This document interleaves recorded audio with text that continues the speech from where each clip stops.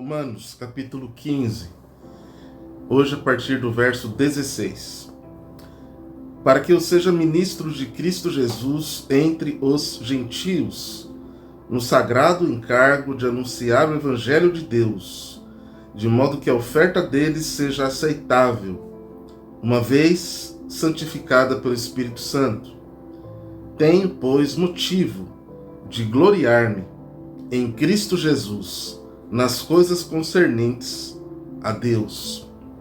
Porque não ousei discorrer sobre coisa alguma, senão sobre aquelas que Cristo fez por meu intermédio, para conduzir os gentios à obediência, por palavras e por obras, por força de sinais e prodígios, pelo poder do Espírito Santo, de maneira que desde Jerusalém e circunvizinhanças e até Ilírico tenho divulgado o Evangelho de Cristo.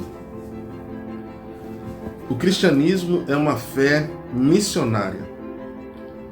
Paulo é o maior evangelista da história da igreja.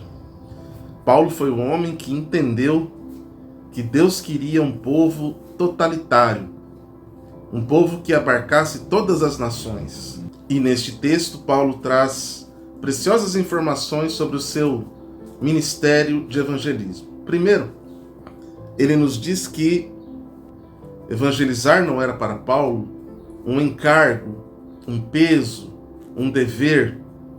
Ele diz no verso 17: tenho, pois, motivo de gloriar-me. Essa expressão gloriar-me é ter alegria, é ter prazer, é estar feliz, é se sentir bem, é estar motivado. Quando Paulo disse que pregar o Evangelho era motivo dele se gloriar, ele estava dizendo que a pregação missionária, a pregação do Evangelho, trazia para ele alegria, prazer, paixão. A pregação do Evangelho era para Paulo algo que dava a ele muita alegria. Era sua grande paixão. E ele via o ministério de conduzir gentios a Cristo como o seu mais valoroso trabalho cristão. Uma segunda verdade que Paulo traz está no verso 18. Porque não ousarei discorrer sobre coisa alguma, senão sobre aquelas que Cristo fez por meu intermédio, para conduzir os gentios à obediência, por palavra e por obras. Perceba que nesse versículo Paulo está tratando da sua missão como algo que ele encarnou. E aí nós temos o conceito do evangelismo encarnacional.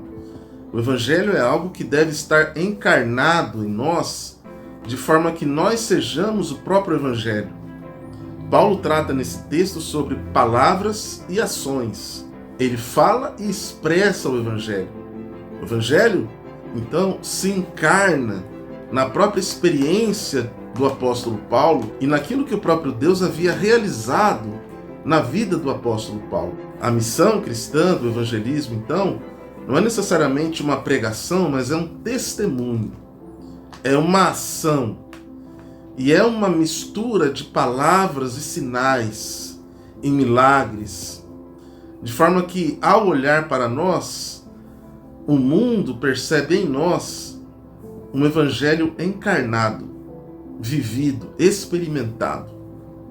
Para alguns teólogos, o evangelismo, a pregação do evangelho, é a essência de toda a identidade da igreja, de forma que se uma pessoa é a igreja de Cristo, ela encarna a missão cristã do evangelismo.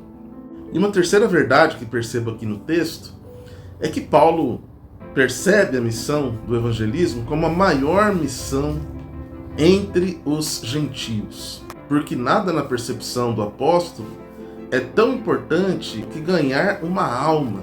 E por isso o apóstolo Paulo fala no verso 20 do seu esforço, da sua entrega, da sua dedicação a pregar o evangelho aonde Cristo não havia sido anunciado. Porque Paulo entendia que esta é a maior missão cristã no mundo, levar almas a converter-se a Cristo. A nossa devocional de hoje tem um desafio para você.